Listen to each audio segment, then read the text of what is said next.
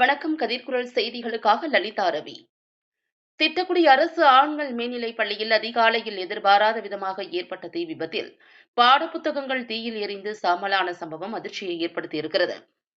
திட்டக்குடி அரசு ஆண்கள் மேல்நிலைப் பள்ளியில் ஏராளமான மாணவர்கள் கல்வி பயின்று வருகின்றனர்.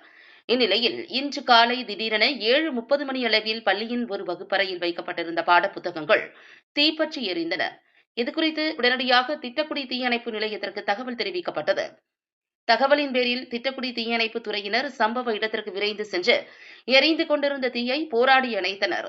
இந்த தீ விபத்தில் வகுப்பறையில் இருந்த பாட புத்தகங்கள் தீயில் கருகி சேதமடைந்தன. தீயணைப்பு துறையினரின் விரைவான நடவடிக்கையால் தீ மற்ற வகுப்பறைகளுக்கு பரவாமல் தடுக்கப்பட்டது. இந்த தீ விபத்திற்கான காரணம் குறித்து சம்பந்தப்பட்ட துறை அதிகாரிகள் விசாரணை நடத்தி வருகின்றனர். இந்த சம்பவம் அப்பகுதியில் பெரும் அதிர்ச்சியை ஏற்படுத்தியிருக்கிறது.